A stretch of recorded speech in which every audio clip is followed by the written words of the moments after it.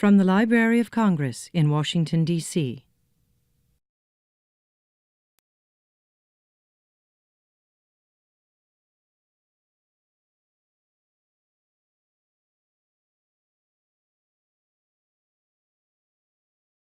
This session, it basically can probably be seen as a continuation of the last session in the sense that we talked about ECL as a possible solution more broadly in the last session, and now we want to kind of focus a little bit more in the details as to whether we would be able to develop some type of ECL solution in the United States. One of the issues that we touched upon in the last session was that, again, any solution cannot be a one-size-fits-all solution, but instead should, take account of different types of works, different types of uses, and be narrowly tailored to an actual instance of market failure. So we want to really focus in on that type of detail. Are there specific instances of market failure? If so, should an ECL solution be done in those instances? What are those instances? Is it an instance of mass digitization of books, of journal articles? What types of uses? Should it apply to commercial versus non-commercial? So more specifically, we really wanted to explore if the United States wanted to try to develop an ECL model, what are the specific things that we should consider, and how should we go about that approach? Before we begin, we'll do a quick round of introductions, starting with Casey. Casey Ray from Future of Music Coalition. Harry Devra, the Center. Doug Hill, Rights Assist. Getting very good at pushing buttons. Melissa Levine, University of Michigan Library. Janice Pilch, Rutgers University Libraries. Colin Rushing, Sound Exchange. Bruce Lehman, Medical Illustrators, Association of Medical Illustrators, sorry. Greg Barnes, Digital Media Association. Just in time, Ariel Katz, University of Toronto. Fred Haber, Copyright Clearance Center. Vic Perlman, American Society of Media Photographers. Sally Shannon, American Society of Journalists and Authors. Greg Stein, Tulane University. Susan Chortkoff, Recording Industry Association of America. Anna Rydén, National Library of Sweden. Great.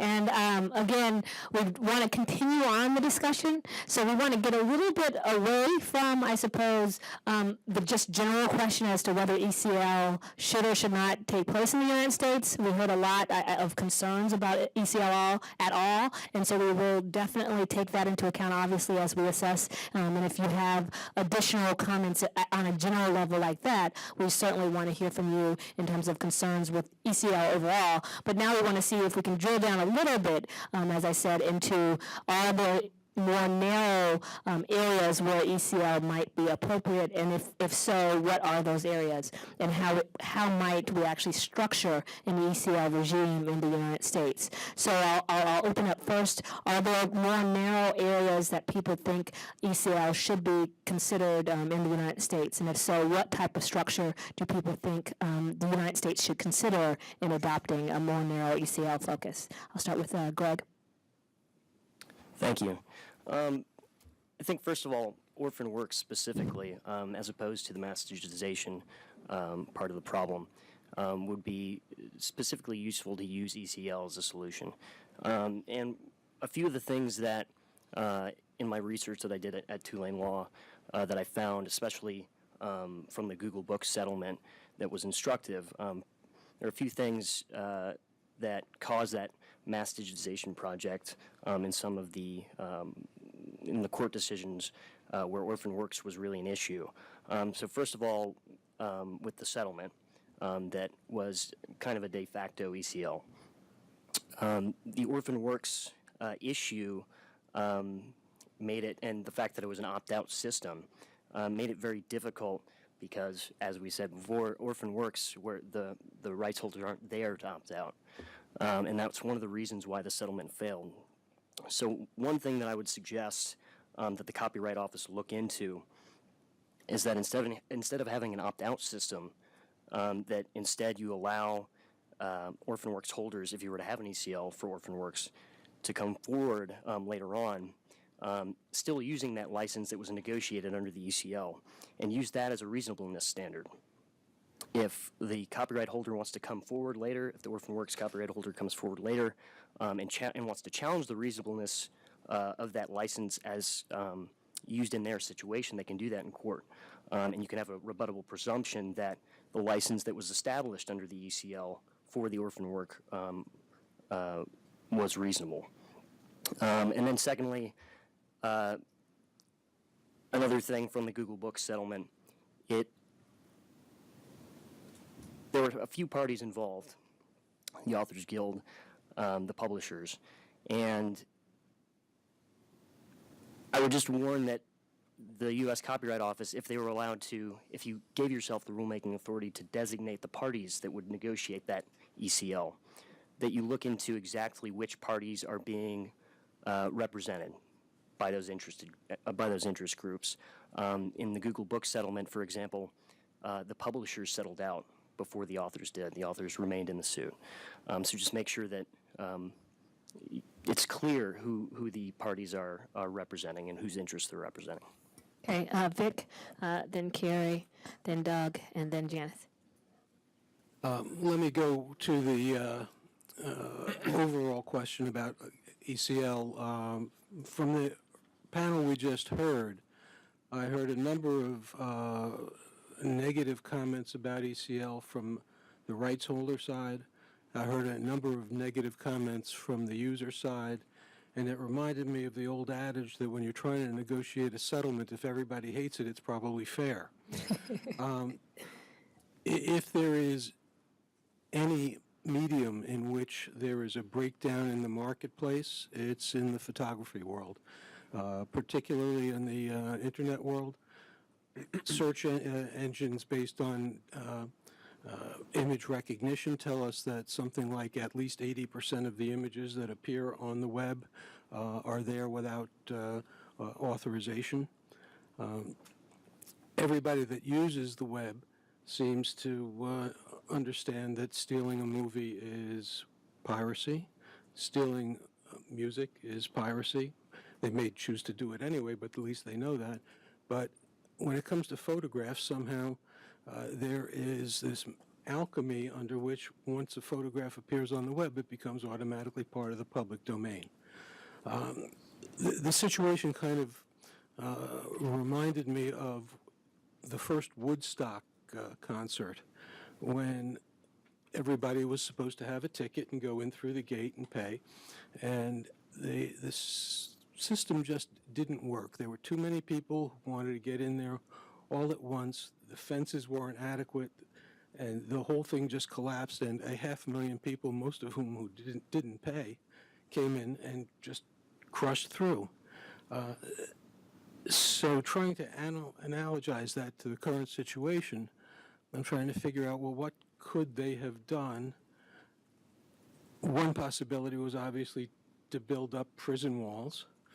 That's not going to work in an internet context, even if it were practical in the brick and mortar world. The other one would have been to set up some kind of an easy pass automatic toll payment on the highway leading in. So I started to think about, well, what's like that in our world, and it occurred to me and some of our colleagues that some people are doing that already in the music space, and that's in the form of sound exchange. And, you know, Colin may say that the worst thing you could do would be to set up a sound exchange type of operation for photographs.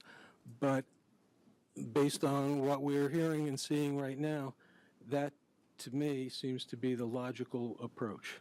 And as Gene mentioned in the last comments, we are talking about secondary licensing here, not primary licensing. Great. Carrie. Right-handed, I tend to write better than just speaking off the cuff. I'm all about licensing. I'm all about keeping my royalties in my world since I'm 19. I have no interest in anybody licensing for me or my licensing anyone else. I choose to mentor, and the last thing I need is an agent, and yet one more person to have complications with. Well, prior panelists did their job of promoting their constituents. Understand, and I'm known to say this over and over again, there's only one wheel and many variations thereof. The conversations here have focused on guilds and lawyers and completely ignoring that along with IP theft online is also ID theft online, which is who we are. We are the identity of our works. And this has also grown into an area now exponential of bundling our data onto the sites like Spokios, who are challenging the FCC. Understand that a settlement after a lawsuit is not collective licensing, nor is it a precedent for collective licensing. It's paying for your crime at a reduced rate.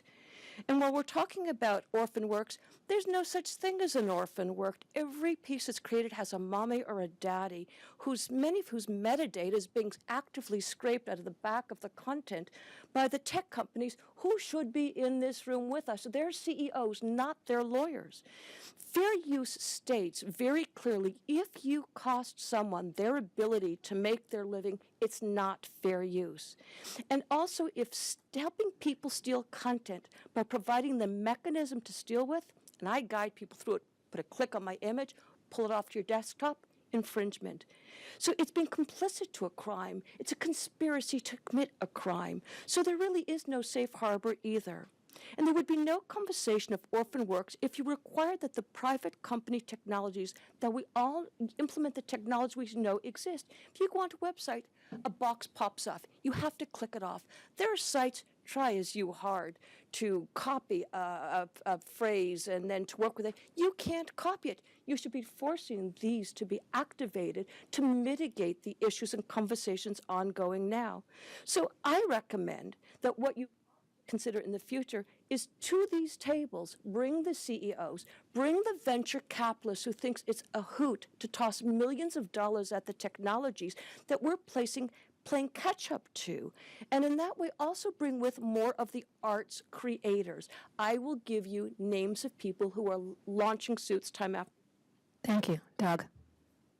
I have to concur. The issue is, I see it from working as strictly middlemen between copyright holders and those who would like to use that content, is that the users of the content now have licenses that say I can use this image in perpetuity anywhere in the universe, no longer just in the United States or in North America or in the English language.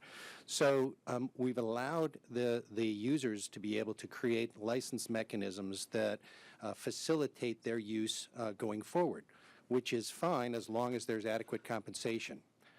But I have to concur that there should be a promulgation by the Copyright Office that says stripping out metadata is an intent to infringe the copyright, period. No question. If you do that, you will change the rules of the game quickly. We need to also get the technology caught up so that there aren't orphan works. An agreement for copyright should include the entire term of the copyright and all possible outcomes that might occur. So it just can't be that the copyright user says that the person who's purchasing the copyright to be able to create content can protect themselves. They have to protect the copyright of the individual. So it has to say, if my firm goes bankrupt, this copyright reverts to you. You will begin to eliminate these problems that I run into all the time where no one really knows what they do. And it's not just individual users. Large organizations, National Geographic has a group of images. They have no idea whether they own the rights to. Thank you. I will just say, I know that there are a lot of broad questions and conversations that we've had earlier. For this panel, we do really want to focus on what structure, if any, we would have in an ECL. So we want some comments along that line as well. Janice and then Ariel. In speaking about the structure, and I should say that I don't really have a definite opinion on this issue, but it seems like it would be very hard to structure in this country because we don't have a great tradition of this. But very important to establish what we're talking about. I don't think we can discuss published books in the same way that we discussed unpublished materials for, among other reasons. If an extended collective licensing regime extended to all photographs ever made by any citizen, any person, any picture ever taken, any letter ever written, then you can't do that. And what CMO would take care of that? works are a separate issue. In fact, I think that most extended collective licensing regimes don't deal with published works, if I'm correct. That's correct. Because it's the prerogative of the author to make available to the public. The right of first consent to publication, that is the issue there.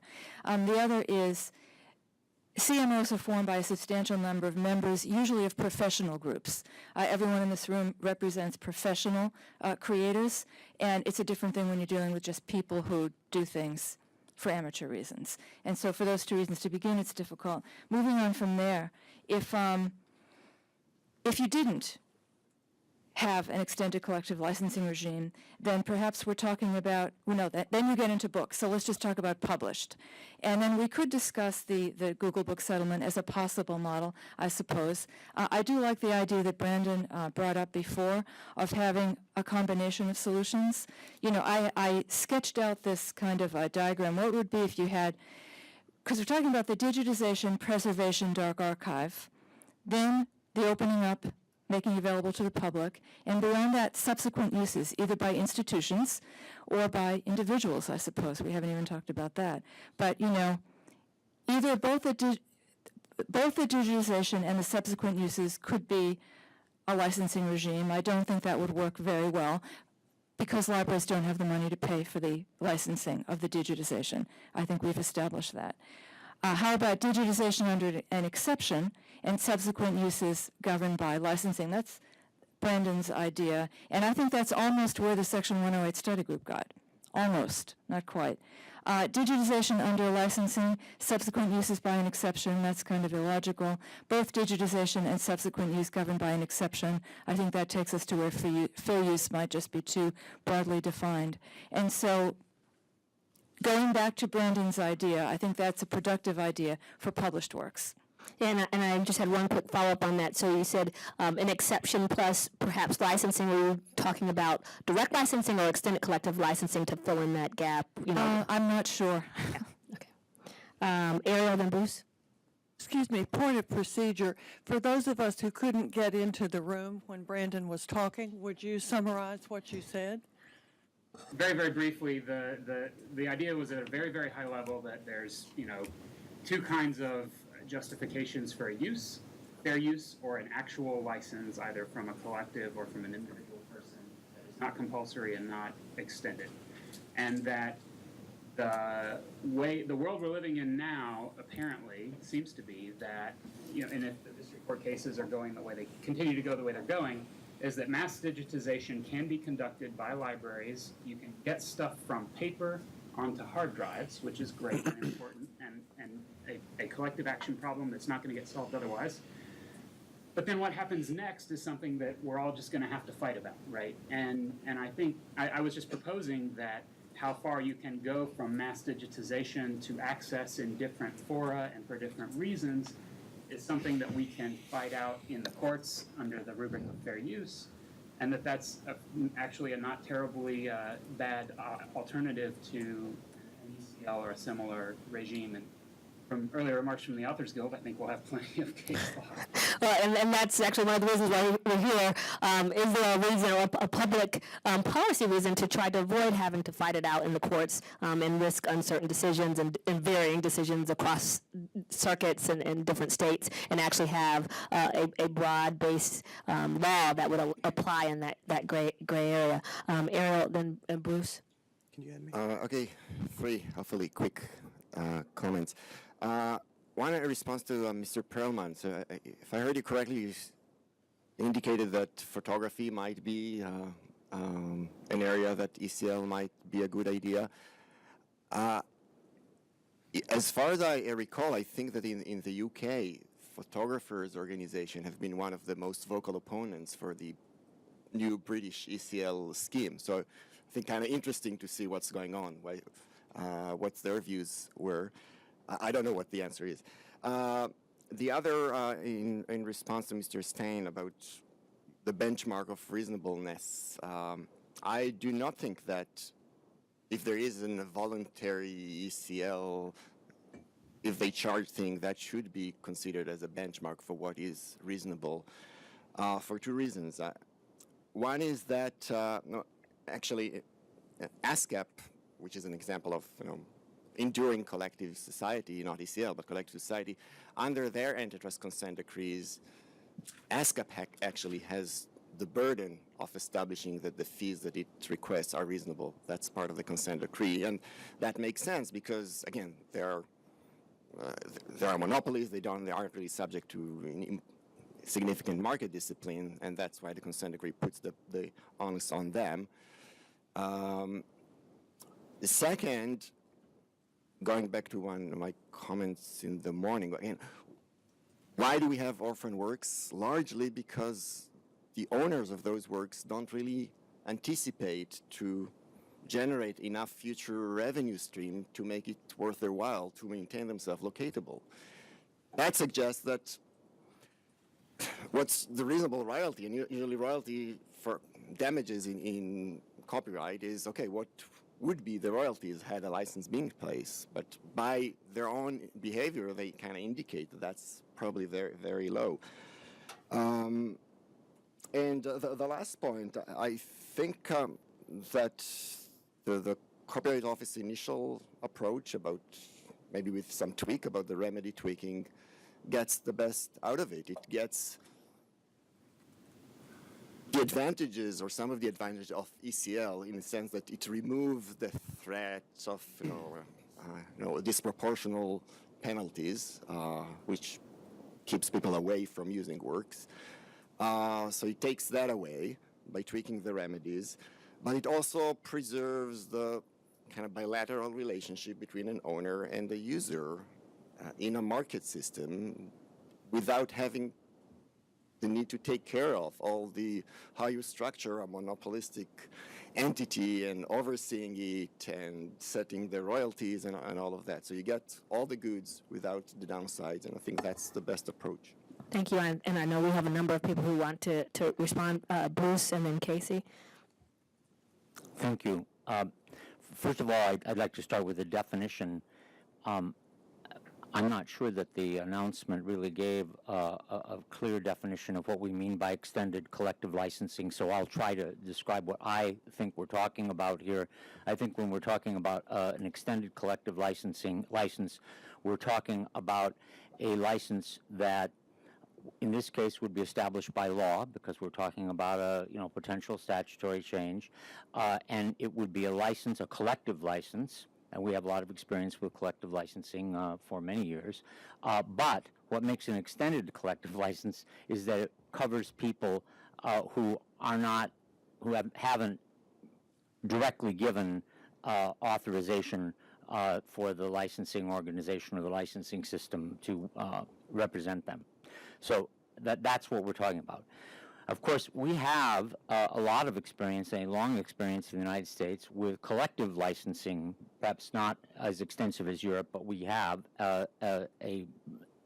extensive experience. And for the most part, the system here, since we don't have culture ministries or anything, has largely been a system that sort of arose on an ad hoc basis, and a lot of it was just driven by individuals, industries, and so on, without government intervention. The closest thing that we have here, or maybe they are extended collective licenses in the United States, are the statutory licenses. Now, when I started out in this business, they were compulsory licenses, but because of the Berne Convention, we had to make them into statutory licenses, and to some degree they aren't quite exactly compulsory, because it's a system that encourages parties to work things out, and then the Copyright Royalty Board only steps in when they can't do that. But in the end, everyone's sort of bound by the decision. And we have several long-standing collective statutory licenses. Section, I think the oldest one is Section 114, which is the mechanical license. I've got 115. Yeah, 115. Sorry, 115, and that came about because copyright owners lost a case, Apollo versus Whitesmith, and then they ended up not having any protection.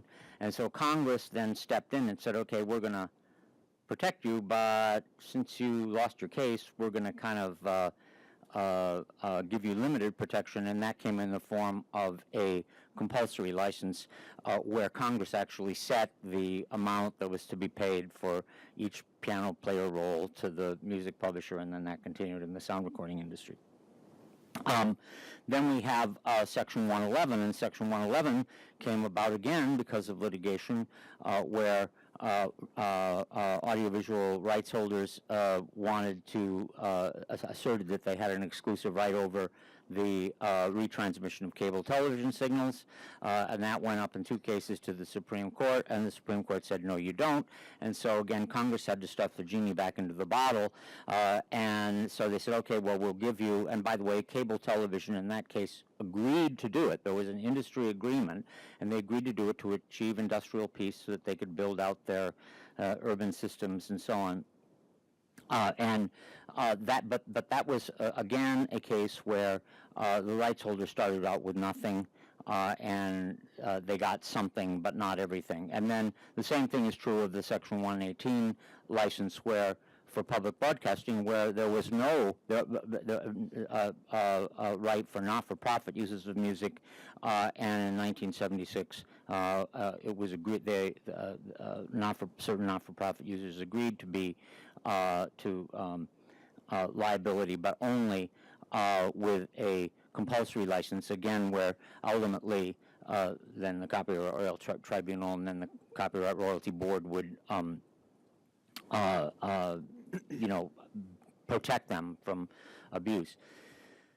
The important thing about all 3 of those is that they were cases where there was no, where clearly the courts had ruled that there was no right.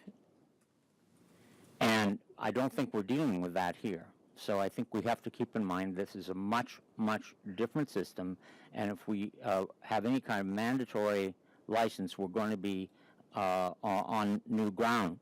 Now, I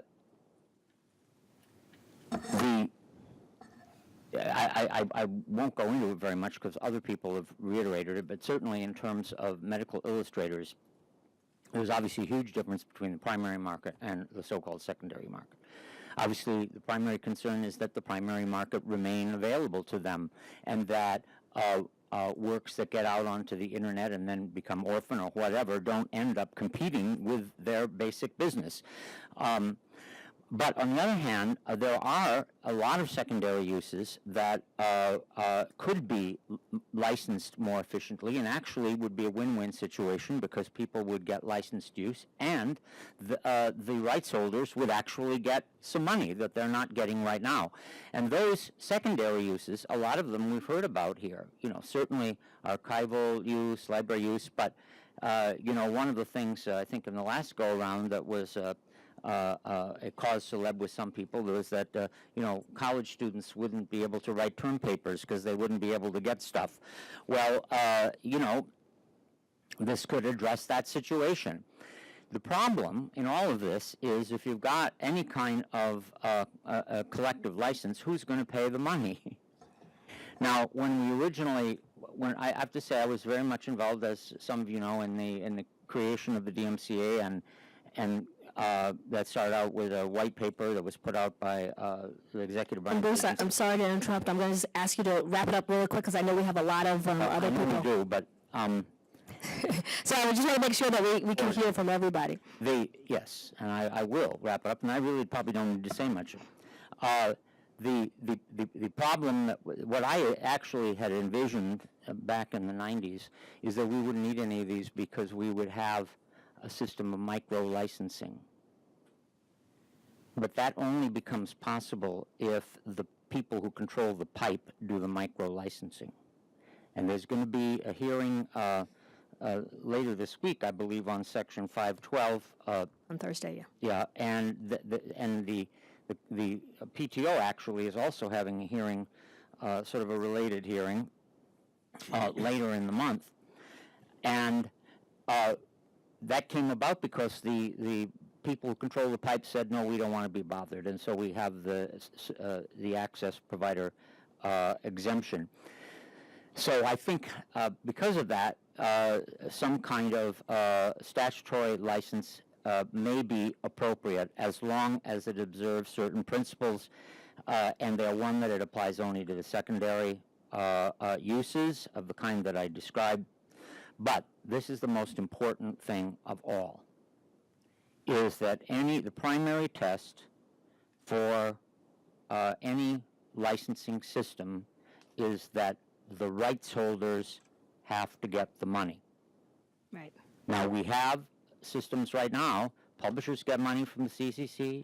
Composers and lyricists get money from ASCAP and BMI. Sound recording interests get money from Sound Exchange. Publishers get money from Harry Fox Agency. And so everybody's fairly happy. But visual artists, and particularly medical illustrators, are getting no money from anybody, in spite of the fact, by the way, that extended collective licensing systems are in place in Europe, for which they are entitled to income, but they're not getting it, even though that is not a reciprocal right. It is a national treatment right. And why can't they do it? Is because they don't have the money to set up the society. So it's really all about the money and making sure that there's a system where they can get paid. Thank you. I know we have a lot of people waiting to speak, so I will go, I think it was Casey next. So I'll talk super fast. Otherwise, I'll have to start holding up these 1-minute signs. Yeah, I'm in the speedy phase of the cold medicine, so this should work for me.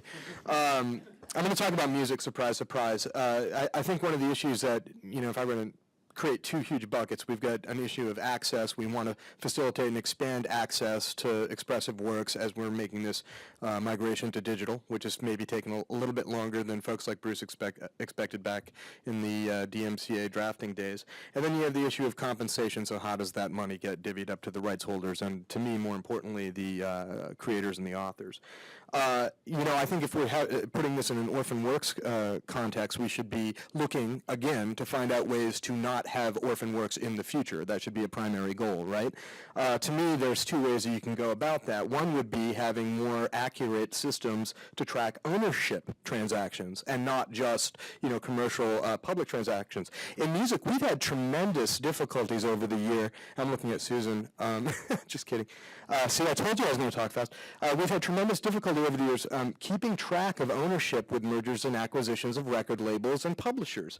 Now, we do have technologies that are coming, and some of them are getting sorted out right now, that could track through decentralized trust mechanisms or, broad distributed ledgers, track these ownership things as they happen to make sure that when somebody needs to get paid, they know who the last person that owned the copyright was. Now, some folks might not like systems like that because then you'd have to pay people what they're supposed to be paid under, the terms of a contract. The other side of this is interoperable. This would be maybe the public-facing system, or at least the system that would work for licensees. Interoperable databases with uniform data standards that are searchable to facilitate licenses. Now, whether that's a compulsory license, a statutory license, a voluntary license, or an opt-in, opt-out universe, an a la carte, the systems will serve us better if we actually build them. Since I've been doing this work for about 7 years, I've heard pretty much every year, every music conference that I go to, the Global Voluntary Database Registry will be about 3 to 5 years. Now, I'm going on year 8 here, and we still don't have them. So either somebody is just enjoying stalling this for purposes of that I can't divine, or I don't think technologically they're fundamentally that hard to build. But I think in order to solve the problems of the future, we need to start thinking about a world without orphan works, and not just what we do to retroactively fix the issue that we have from the analog age. Thank you. Greg? That was fast, thank you.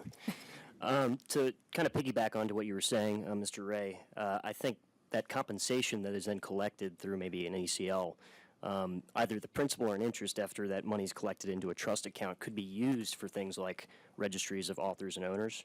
It could also be used for finding orphan works owners as well. and that could be something that the Copyright Office could look into. In terms of how an Orphan Works ECL would be different from a collective licensing system like ASCAP, it's very difficult to go ahead and have the discussion of what a reasonable royalty would be if you don't know who the copyright holders are. And that's the difference. That's what an extended collective licensing system would be. So the idea would be to have an idea of what that reasonable royalty would look like by looking to all of the other owners that you know of. Once you have that as a baseline, and also allowing owners that step in, the Orphan Works owners that step in later on, to challenge that if they don't think that's fair, I think that at least goes part of the way towards balancing those two interests. Thank you. And I know I have a long list of people. Have you, Sally, as well? Yerker, I think, was next.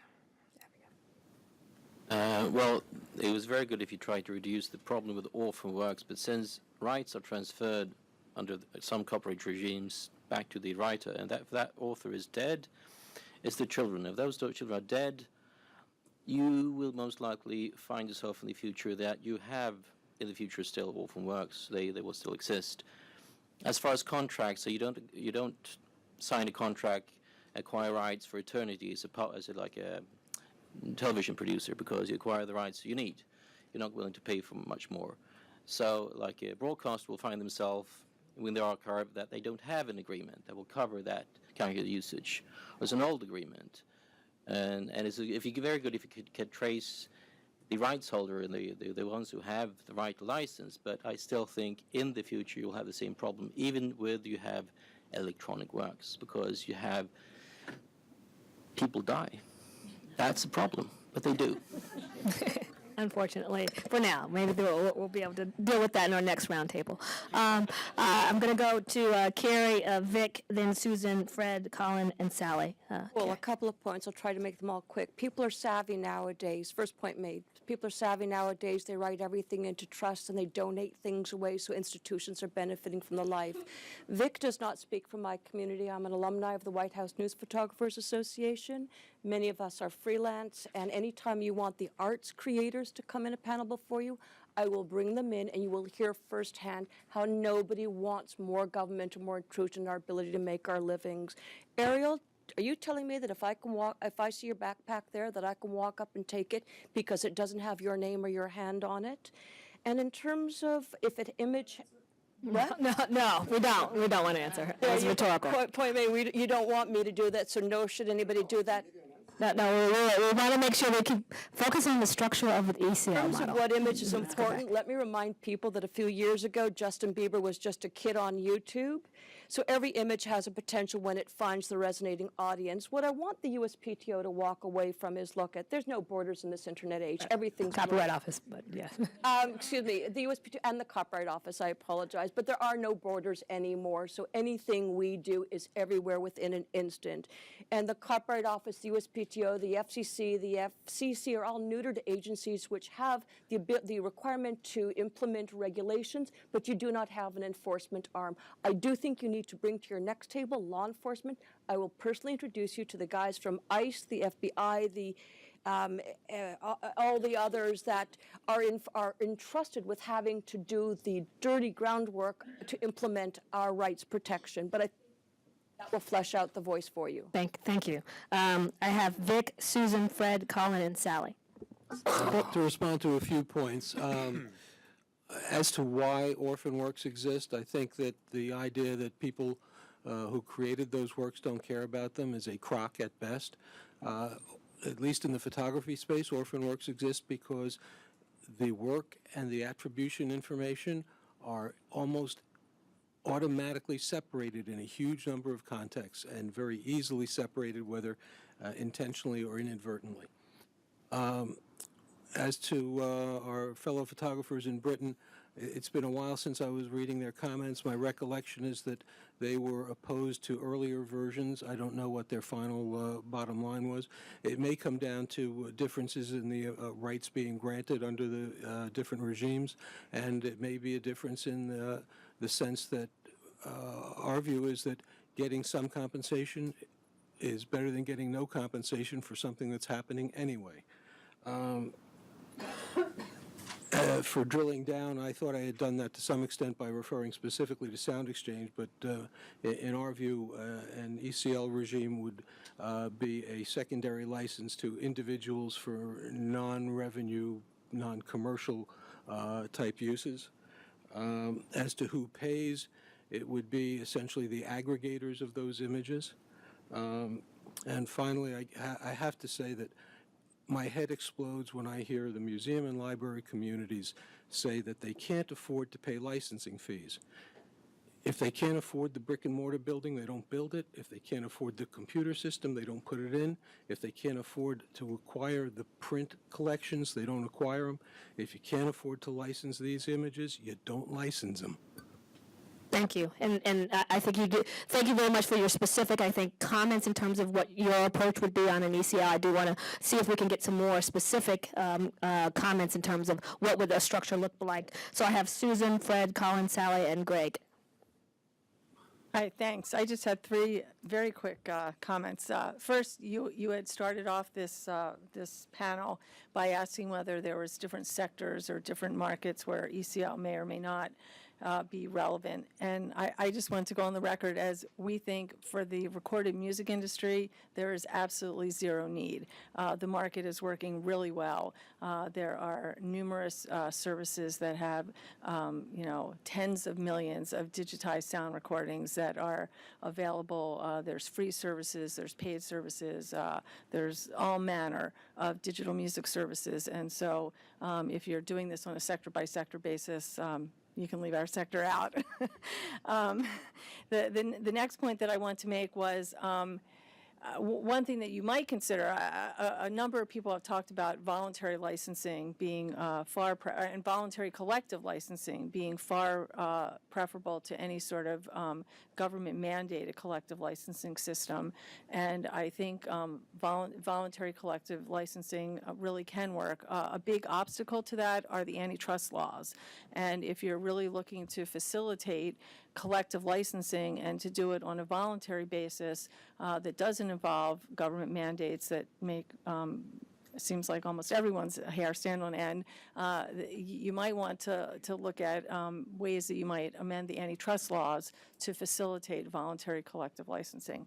I expect that would make a lot of other people's hair stand on end in terms of amending the antitrust laws, but continue. Well, it could be a narrow amendment, but I mean, we bump up against it all the time. I mean, you wouldn't believe how many calls I personally receive every week asking why it's not easier to have some sort of online database where you can just go and get licenses for music and have a unitary price. And the answer is because there's antitrust laws that prevent competitors from getting together and setting a price.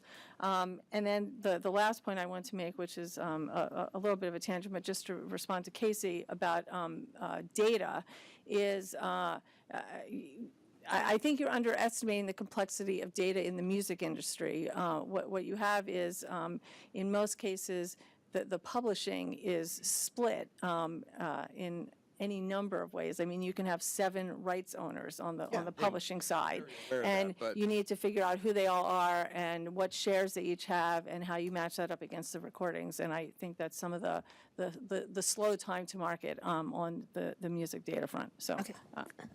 Thank you. I think we had Fred next, and then Colin. Hi. At Copyright Clearance, we're actually trying to act as a collective management organization. I'm sure Colin's going to have some other things to add to this as well, and I'm going to tie together a couple of other things that have been said. We work very hard to find parents of orphan works. We're doing this all the time. We're doing it in the text world primarily. It's hard. You need metadata. You need databases that are large and that we build ourselves from smaller databases. You do need the interoperability among databases because the number of times that we, who represent ourselves as a text licensing organization, get questions about music and movies and television and everything else is remarkable because people don't make that distinction. I think one of the things that we've talked about here is sort of coming up with not coming up with a one-size-fits-all kind of model, and we're talking about different kinds of works. One of the things that we've learned over time is that you also have to be very careful of what right you're talking about. ECL is not if you decide to proceed with going with an ECL, ECL is just a structure that then has to be filled out by somebody who's actually going to run it. It's run by collective in the Scandinavian countries. It's run by collecting societies, and it's run pretty well with participation from the government at some level. Here, I think the most recent effort at doing an ECL was in the United Kingdom. And the last I saw, there was a paper put out by the Intellectual Property Office of the UK to deal with orphan works in the UK under an ECL model, and they figured out, and this goes to what Bruce's comment was, which is it goes to the money, is they couldn't find somebody to run an ECL for orphan works in the UK, and so the government is going to do it. The IPO is going to run a collective licensing run a collective license. That's going to be, for those of us who run them, they're going to have a great time finding out what that's like, and it's very expensive. And one of the concerns that we would have about an ECL is that, again, as Bruce said, there's not only needs to be money for the rights holders, which we absolutely agree with, there needs to be money to run the thing. And the likelihood in an orphan works context that there's going to be money that's available to pay for running the system in addition to paying the rights holders is a very, very difficult question. And we do think that the money should be getting to rights holders, but you need some more to run it. Thank you. Fred, then Colin, and Sally. Fair enough. So I think, and I think we all agree, both on or many of us agree on the last panel as well as this one. The starting point is the policy question. And Victor, you asked, if I would be opposed to some sort of sound exchange-like system for photographs. I frankly have no idea if a system like that would work or is necessary or anything like that. There's a couple of observations about the Section 114 license that Sound Exchange administers. So this is a license for digital radio services to use sound recordings. And it was interesting listening to Bruce talk about the history of some of the other statutory licenses. They sort of emerged out of this very specific context. And in the case of 114, it emerged out of the creation of a public performance right for sound recordings, which previously didn't exist. It's therefore a fairly narrow right that's applied to a pretty specific use of a specific copyright. And it is, it is what it is, and the system sort of grew out of that. One of the other observations I would make is the great question mark in any sort of system adopted by the government is how the rates are set. And that's just a profoundly complex question that's different from market to market and industry to industry, and right to right. And I might have a question maybe to Jurka later on in terms of if he has any examples of in some of the countries where there is an ECL, how they do the rate setting. How it works, right, and how and if there's a backstop or something like that, and if there is a backstop, how that works. In the U.S. system that we sort of have grown up with in 114, these rate setting proceedings take forever. And in fact, the very first webcasting proceeding before the CRB is still going on. So those are just some observations. I think the thing this panel is focused on is administration to a large degree and sort of what structures work. And I think, and Susan alluded to this, as did Casey, what really matters are the sort of principles, I think, guiding the licensing body, whoever it is, and whether it's voluntary or if it's under ECL or if it's by statute or something else. I think the principles are really the same. It's efficiency, transparency, and accuracy. Whenever you are administering someone else's rights, those are really the three most important things. And there have been some things said generally about collective organizations, in earlier panels about sort of lack of efficiency or lack of transparency, things of those sort. I think it's just different from organization to organization, and you can even have non-collective organizations that are corrupt and inefficient. We sort of brag a little bit about Sound Exchange. Our admin rate is around 5%, which is about a third of the rate that prevails at most of our peer organizations. We pay out monthly. We pride ourselves on sort of pulling the curtain back to the extent that we're allowed to. I think those are the sorts of ideals that really should guide any collective organization, whether it's whether it's organized under law or through voluntary agreements. Lastly, and this is building on Casey's point, if the question really is about sort of making sure there are no orphan works, and I think that probably is in terms of sound recordings in particular, maybe in terms of copyrighted works generally, then I agree. The point is sort of getting all the stakeholders engaged and making sure that systems are being put in place. I do think in music that's happening, largely because there's a compelling business need for it. It's probably slower than anyone would like to have seen, but I think we're going to continue to see industry work to solve that problem, and I would expect that other efforts are taking place in other copyright sectors. Thank you. I have Sally, Greg, Doug, Brandon, and then Carrie. Thank you. First, I want to thank Bruce for his excellent explanation. That was very helpful.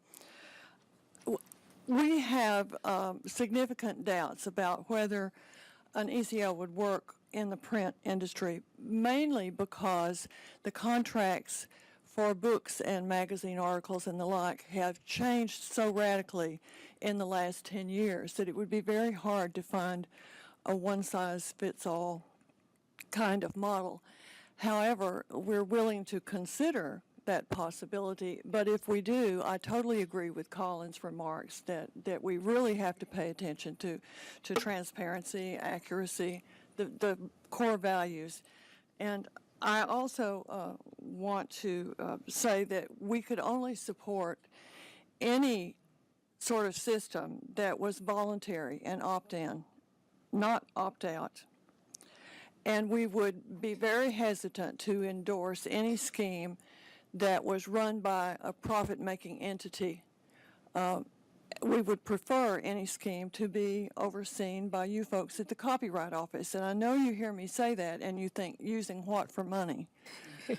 But to undertake to give this sort of thing to a profit-making entity that raises his hands and says, yes, yes, we will do it, I think we will have serious issues down the road. Thank you. Greg, then Doug, then Brandon. Yeah, Colin touched upon a lot of the points I think are important, and without addressing, I guess, the question of whether or not an ECL is necessary and helpful in the context of orphan works and or mass digitization, just focusing on your question, just the structure. I think a backstop, Colin mentioned that concept, I think that's really important. What we find, and we engaged at DEMA with a lot of the CMOs, voluntary collective licensing organizations, that is. And what we find is the aggregation of those rights sometimes can, from our perspective, lead to inflated pricing. And the backstop is important because you make sure then that there is this third-party objective arbiter that can kind of make sure that the process works efficiently. In the context of the 114 license, Colin alluded to the CRB process, which has its issues, undoubtedly, and is very long and lengthy, but yet and still it is a backstop. Ariel earlier mentioned ASCAP and the consent decree. Well, the consent decree is an example of sometimes how the aggregation can lead to quote-unquote anti-competitive practices. That's not my terminology, that's not my language, that's Department of Justice. They brought the suit years ago. Maybe, we could look at modifying that, but it exists for a reason. The last thing I'll say is, as you talk about the scope of artists, whether they need to opt in or opt out, obviously we'd prefer an opt-out system, and even in that context, I think it's important to make that on a periodic basis. Meaning it can't be a one-time opt-out, because then you actually can reignite the orphan works problem, because you don't know if they've opted out because they really are still actively trying to engage in direct licensing regimes, or if they just opted out and they've kind of walked away from the process. So those are just a couple of things. Last thing I will say is the compensation, I think, can be handled. After a royalty-paying licensee pays this type of ECL, Sound Exchange, again, a great example.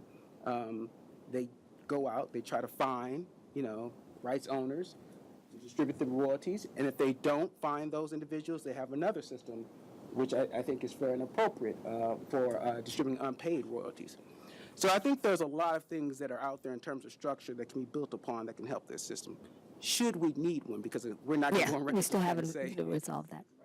And before we go to the next people, I did want to just give Jurka a quick chance to maybe describe, if he does, any of the kind of the rate setting or the way that ECL works in terms of establishing the type of license fee that would be underneath any ECL and some of the regimes that you mentioned before.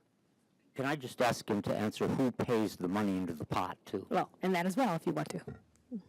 Well, since we have several different ECL schemes, not just only for the kind of uses you discuss, like library and archives, I won't go into those because that will shift the focus. But since the libraries concerned are publicly run libraries and non-profit, it would be the government that would pay the license fee. So that's a simple answer. And the fee, as you mentioned, Gregory, is that it's is a safeguard for the unrepresented is that the represented rights holder has the business interest to negotiate to feel that's okay for them. So the notion is if it's okay for them, it would be okay for the unrepresented or the outsiders, although they have the right to their own compensation, individual kind of contract, so to speak, if they don't opt out. So, but the market price, since this is not on the marketplace, if you take very old material, what's the market value? For the rights holders, it might be close to zero because this has never been on really the marketplace, or if it was, it's so old it has no relevance whatsoever, which might be the case actually, or it has a greater value. But if you take a repertoire that will stretch from very old to very fairly new, you have a flat rate. So you would never see what's the price for that work because it's flat rate. That's how it's administered, fairly quite streamlined and very cheap. If you go for each work, that would be very costly to administrate those rights, because that's been the history. Of course, that might change depending on kind of works you license. It all depends on the works. I would say the focus should be, I think, from my perspective, is this is a market-driven solution. You sit down and you negotiate the rights holders and the user. The dynamic is in that situation when you negotiate. Then you could construe safeguards which you won't find in the legislation, but which you would find constructive and very good in that specific contractual context, because the legislator cannot foresee whatever will happen, but you as a party can do so. So that's very the upside of the whole thing, is that you could make things happen as a party in that contract. Because the government will not fix the whole thing for you, of course. They will provide the framework. Mm-hmm. Thank you. Bruce, did he answer your question as well in terms of who pays? Yes. Yeah. Yes, he did, and I think the important thing is in Europe it's money going from one pocket to the other. Basically, you've got this whole system of big cultural ministries, lots of money, educational institutions that just assume from the get-go they've got to pay. This kind of a system really is the alternative, historically, to fair use in Europe. So I think we have Brandon, Carrie, Susan, and Melissa next. So what might be helpful in terms of thinking about how to design an ECL and who's in and who's out. So maybe rather than read my little story earlier as a reason there shouldn't be ECL, you say, well, if you can tell this story about fair use running out and licenses taking over, but the two people involved don't agree on when that happens, well, that's a place where ECLs probably shouldn't be introduced yet, because there's not agreement on when they would be feasible or reasonable to apply. So that might have a kind of counterintuitive consequence, because I think in the places where ECLs operate, they operate in the context of education and nonprofit uses, but of course those uses that are staunchly defended fair use territory in this country. And so, although I think in the UK they would have expanded it to both commercial and non-commercial uses. Yeah, as well as Sweden. As I mentioned, this public-private partnership means that the publishing house will be able to use this material. They don't have the digital rights to this content. They need a license to make their archive available. And since our archive is in much better condition, they would like us to digitize our copies. That will finance our whole digitization. That's the free lunch, so to speak, so far. so good. But they need to clear the rights to get the digital content to the publishing house. But so I was just going to say, one way to do the triage then is to say, well, there are these places where there's warfare going on over the boundaries. And now these other places, like Susan's sort of saying, well, just leave us out, where there's not warfare, but there's sort of agreement, everybody's participating, there's no problem to solve. And so what you're looking for are places where there's agreement about the bounds between fair use and licensing, and yet there's still missing folks, right? And so that might be the way to look for the sectors that might benefit. Carrie, then Susan. I'm beginning to feel like I'm watching a camel being built. The old adage is a camel is a horse that was put together by committee. I'm represented by a UK agency. I've seen a 5-figure monthly check at one point drop down to dollars. It goes into what's called a black box. That's what they've resorted to. We get pennies on what we used to get from it. Basically, the monthly check has gone off the fiscal cliff. What immediately is needed are, well, a few things. One is a common language. I think everybody needs to get on board that piracy and theft and copyright infringement are the same darn thing. And that way you mitigate the splitting of hairs. But I'm also finding everybody finding a way to participate in this ongoing crime rather than just saying, no, this isn't good. I have no interest in common licensing. My agency has, nor the other agencies that they're a collective of, have any interest in collective licensing. I really think the focus ought to be more in the enforcement or the stopping, going back to what I said earlier. Stop the tech companies. I encourage you, one, to visit my website where I gather links from around the world of other people and how they're dealing with the issues of IP. Search my name on Google, on Baidu, on AOL and Yahoo. You're easily going to find over 4,000 plus hits of my images, and I don't get a penny for one. So understand there are people, the voices that need to bump up the wonks, the lawyers, and the professors that have all these wonderful ideas. Your ideas are not paying our bills. Thank you. I think we have Susan, then Doug, Melissa, and Yerker, and Sally.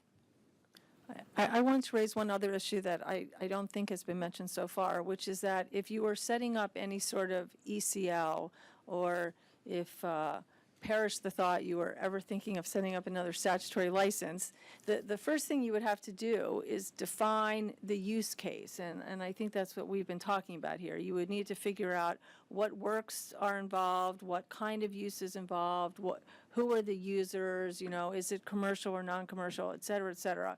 And if you look at the Section 114 statutory license, for example, which is one I'm very familiar with, so it's a very narrow use case. It's radio-style programming over the internet, and it's got, I'm trying to picture, there's at least 10, I think, statutory conditions, the sound recording performance complement, there's a whole host of them. So it's very narrow. And you would have to do the same thing if you were going with ECL. If you're going to figure out what's the use that people are going to pay for, and who are the users, you need to define it. And the point that I'm trying to get to is that we think that stifles innovation because you've now boiled everything down to one homogeneous business model.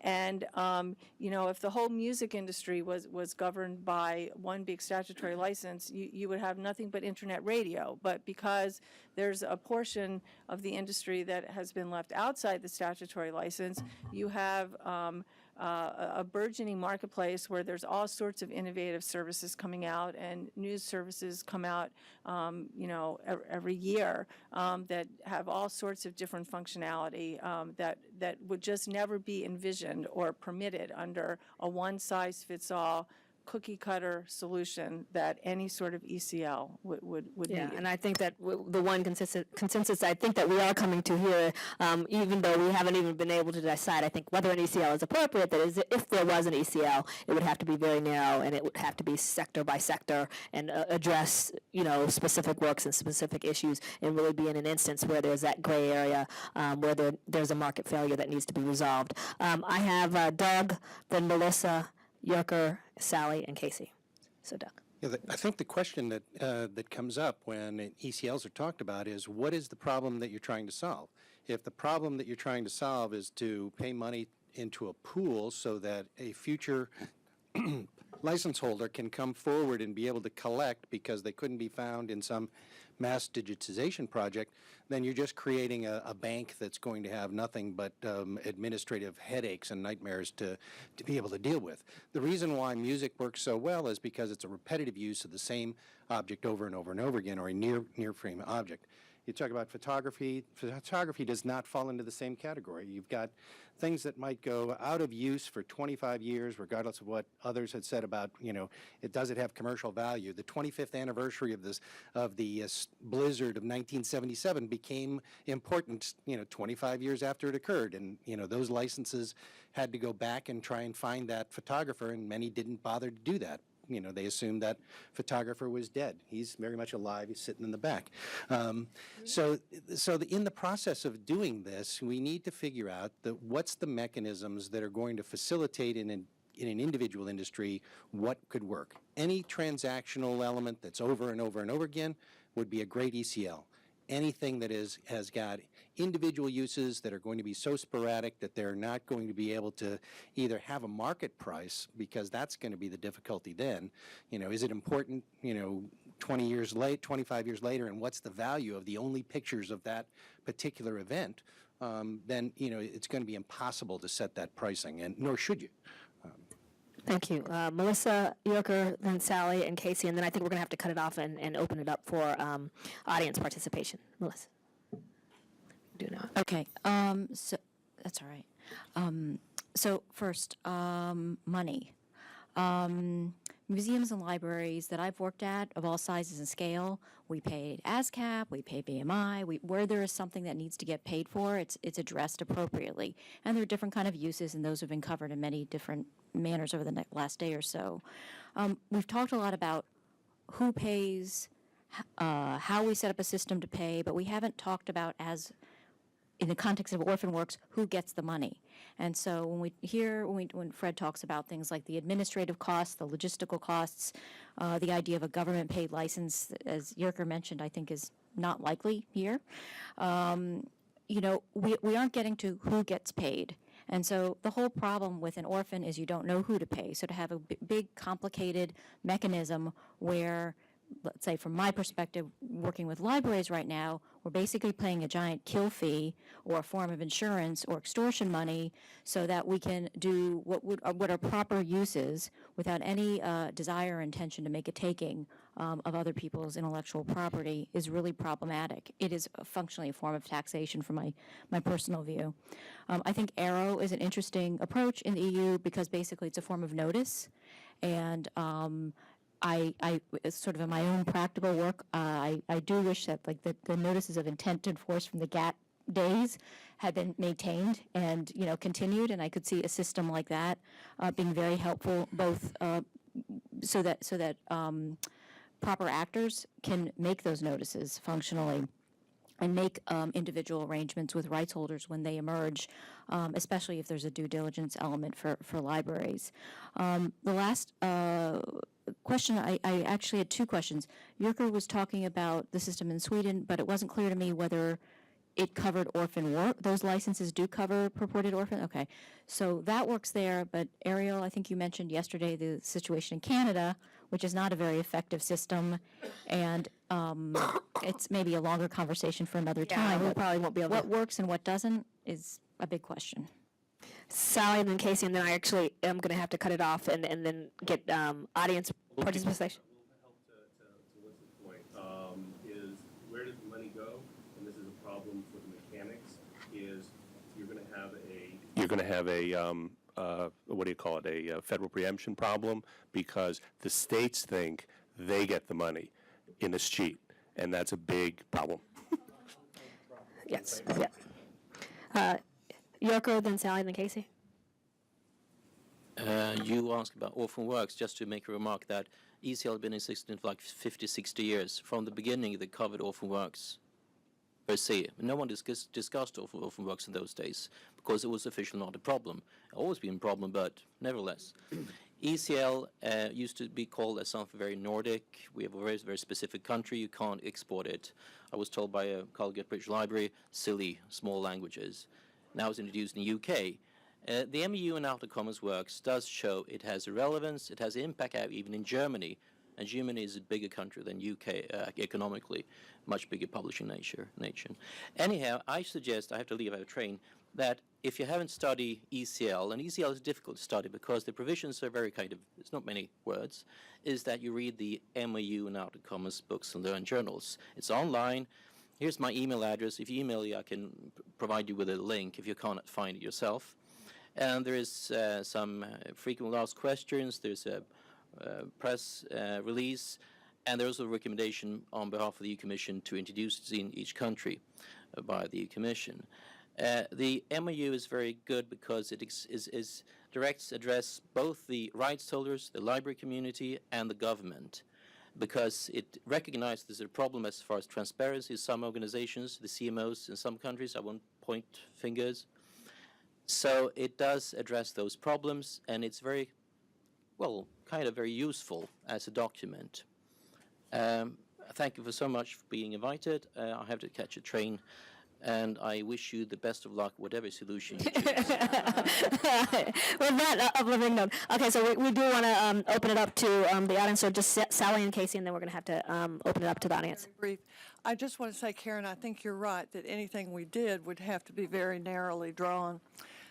But if we do it, and I'm not sure that it's at all a good idea, I really agree with Victor when he said that the person or the outfit who pays should be the person who wants to use the work, not the person who is the creator of the work. It should be, if we do it at all, it should be structured that way. And the last thing I want to say is that going back to our conversation yesterday, we would have a lot fewer offerings if we took care of changes in Section 203, because thousands of publishers have gone out of business. We have orphan publishers, not orphan works, at least in print. And the question of what you do about that is quite obvious, is to change 203. Thank you. Casey? Sure, I'll try to be brief as well. I just want to respond really quickly to a couple of things that Susan said, the bulk of which I agree with in terms of how you construct, systems to track uses. But I would push back a little bit on the idea of direct licenses kind of unleashing innovation. There's incredible concentration among the major labels and the major publishers as well, although they license under a different construct, a compulsory construct. But on the master use side, it can take, I think, on average, up to 2 years to get through negotiations with the rights holders in order to be able to bring a product that contains enough catalog to be attractive to a user and compete against free, which we can all agree is a terrible situation to be in. I think that, in terms of what the government lays out, they draw the parameters for what's permissible with regard to digital licensing.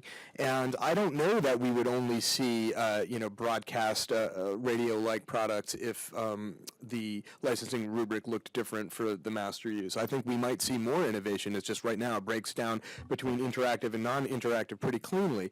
At the end of the day, it comes down to market share. And I think about the independents a lot, independent artists, but also independent labels, and I wonder every single time a tech company wants to develop something and bring it to the marketplace. For example, Amazon, surprise, surprise, wants to get into the streaming music game. There are tons of complaints because the independent sector simply does not have the leverage to push for fair terms, or at least terms consistent with what the major labels are able to achieve. I just wanted to bring that up because I think in some ways the licensing framework for digital music does affect how things play out in the marketplace, both for consumers and for artists who would be compensated under those systems. Thank you. And I think we're going to have to go. We're going to have to go to the audience. Quick comment. In terms of the value of the artist and the photographer and the journalist, without our industry, the music industry would be dead a lot sooner. It's our images that come back into play year after year and hundreds of years later. So thank you. Thank you. So we're going to open it up for a few minutes for audience comment, if anyone has anything. Again, this panel is on the focus and structure of ECL. So if you have a specific comment about the structure of a potential ECL regime in the United States, please. Rachel Fertig with the Association. Kind of hold it up really close. With the Association of American Publishers. Karyn, I just wanted to respond to your question that you posed at the beginning of this panel and part of the end of the last panel. If we just narrow the question to mass digitization of books, published books at that, and journals, and from the Association of American Publishers members, we would say that we are not in favor of an extended collective licensing approach. We don't think that's appropriate at this time, and that we are in favor of voluntary collective approaches that we have with CCC, and that are, there are new voluntary licensing, direct and collective, being created all the time now in different countries that are facilitated by the technological advances that we have. And we think, A, it's too soon to impose an ECL structure, that we should give the market time to develop and take advantage of these new technologies, and that ECL in general should be approached with caution because it's not something that the U.S. has had experience with, and it would impose a significant change to how our Section 106 rights have been traditionally enforced in this country. So, thank you. Brooke Penrose, Museum of Fine Arts. We pay licensing fees all the time, especially for marketing uses, commercial uses. Certainly if we create a mug with an image on it and the image is under copyright, we enter into a negotiation with the artist and pay an appropriate royalty if requested. We're good actors, I promise. So we're trying to do the right thing.